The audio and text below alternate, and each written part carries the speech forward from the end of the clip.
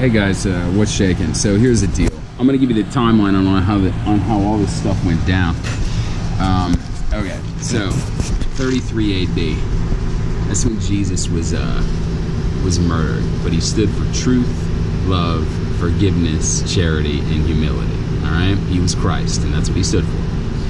In 65 AD, his brother James, the Just, was killed. He said he had a special relationship with him. In 1912, Carl Jung, which is German, his last name means young, he was Freud's protege, and he visited the U.S. for 6 weeks to have a lecture series at Fordham University, the Jesuit School of New York City. The Jesuits are a sect of Catholicism. For those of you who don't know, and I'm not endorsing Catholicism, but what I am saying is that the Catholic Church was Jesus' church. Catholic means universal in Greek. Let's see, June 14th, 1946, Donald Trump was born. Trump means drum in German, coincidentally. On May 14th, 1948, Israel was formed as a nation. In 1960, that same Carl Jung guy, he released a book called Synchronicity. It's about coincidences. Some claim that he came the closest to proving the existence of God.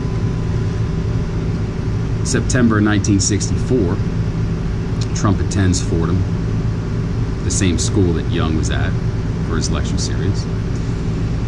Summer 1964, Trump leaves Fordham, transferring to the University of Pennsylvania to study economics at the Wharton School. June 1968, Trump graduates from Wharton. Fast forward, August 14, 1982, James Robert Denke is born, meaning think in German. Third last name means it's German in a row. August 1983, James drowns. He's dead 6 minutes, and he's resurrected, or resuscitated, I guess is a better word for it. When he coughs up the water, he speaks his first words, Mama. And a woman who's Jewish, she's born, her name is Michaela. All right, let's keep going. September 2000, James chooses what school to go to. Fordham. Studies what? Economics. What a coincidence. September 2000, that should say 2001, Michaela attends Fordham on a presidential reference letter from Bill Clinton. She was rejected first before he overturned it. What are you gonna do, say no to a president? Summer 04, James leaves Fordham, similar to Trump. What a coincidence. And what a coincidence, Michaela dies for several minutes and is resuscitated as well. June 2008, James finally goes back and graduates from Fordham, not from Penn. And on May 21st, 2011, that was the date that Harold Camping spent like $100 to $250 million promoting the end of the world, and he's wrong. He winds up dying in May 2013. December 12, 2012, James marries a Catholic woman. July 2016, James and the Catholic girl, they separate. January 20, 2017, Trump takes office as the 45th president of the United States. April 2017, James and Michaela reconnects.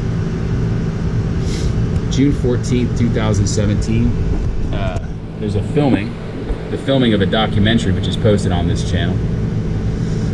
It's about a New York City rock and roll band. It has guitars.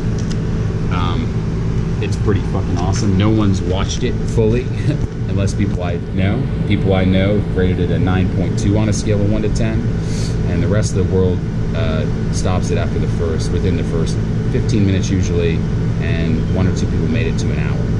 The last 30 minutes is pure miracles. If you sit through the entire thing and watch it, you're going to be blown away as doors start to fly open for this regular guy who's totally backwards. Filming finishes December 15, 2017. On December 30th, 2017, there's through February 9th, there's screenings of the documentary, including with some pretty high-profile people. March 13th, 2018, is James going to walk from the documentary. He has an event where God speaks to him, not using words, but that's filmed and on this channel as well. Fast forward to March 30th, 2018, the documentary is finally posted online to YouTube. It's In the Cloud, where we're on a white horse, and I'm referring to myself as a lion, coincidentally, because I'm a Leo. And it also turns out later 4th, I posted the first of a Rapture series calling for video submissions of people's sins. No one submits until way later. The reason I came up with that idea was because the documentary I made, I'm sort of admitting to my wrongs throughout it. You see, I kind of humiliate myself. And also, you know, coincidence after coincidence after coincidence happens, which leads me on this awesome journey, which I filmed because it's incredible. I couldn't believe what was happening. I just filmed most of it on my iPhone. Okay, April 5th through May 20th. On April 5th, I have my first, I'm sorry, scratch the through May 20th. On April 1st, I have a first psychiatric evaluation, which comes back negative for bipolar during screening. No medications prescribed. The therapist calls ideas radical, but still high functioning. May 14th, exactly 70 years after Israel is formed, Jerusalem becomes the U.S. U.S. recognizes Jerusalem as the capital of Israel. And during those Rapture videos, I'm calling for, quote, Armageddon to happen, where I assume everyone's just going to die based off Hollywood,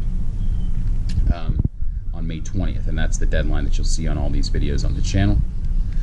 On May 20th, it's the deadline for the Rapture. And a couple interesting things happen. First of all, that's 7 years to the day after Camping's false prediction about the end of the world. It's the deadline for the Rapture. It's where I have a first judgment of a video that's submitted from someone I haven't met before, so I have to judge whether or not to put it on this channel. And it's also the same day, coincidentally, that Hawaii's volcano, its lava reaches the Pacific. It's the only active above ground lava flow into a body of you know, a sea or an ocean. I assume this year. I mean, there's nothing else in the entire world, and that lava hit the ocean that day, which created, with all the steam and the lays that they call it, a sea of glass and fire. In Revelation 15, it's called for the before the 7 bowls are delivered on the onto the world, or the 7 vials, they call it. And this is in Revelation 15, that there's a sea of glass and fire, and that those believers who triumphed over the beast, which the beast is the Antichrist, have God's harps. Now, that's a vision of John, I believe, and harps, if you saw guitars, you would think that they were harps back in the 1st century AD.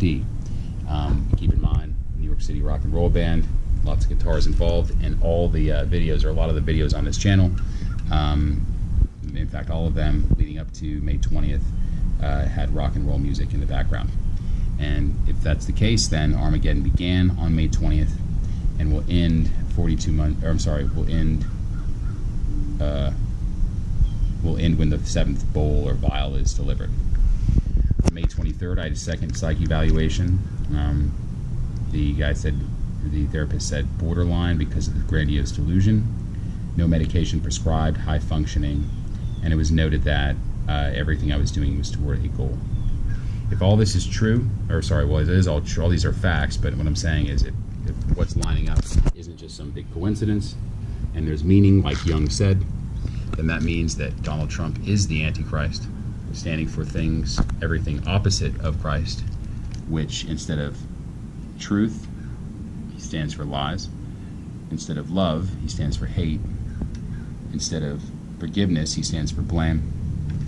Instead of charity, he stands for greed. And instead of humility, he stands for pride. According to the Bible, the Antichrist should be in power over all nations for a period of 42 months. Anyone who knows politics right now knows that he is, it's Trump TV, and he's, you know, sort of the epicenter of the entire world. So 42 months from his inauguration on January 20, 2017 would be July 20th, 2020. That's when he will be impeached. So there you have it. That's the story. And the timeline of events is either one big coincidence or I'm the second son of God and we are officially in Armageddon. What I would like to do is just note that we have an Ebola crisis that's beginning. There are earthquakes. I think there were 60 that happened within 8 hours over Hawaii. We have the obviously the lava flow, which is worsening in Hawaii. There is a general feeling of greed, where people desire money,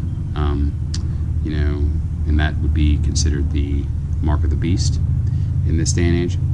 Doesn't mean that money is the worst thing in the world, but when you desire it above all else, that's when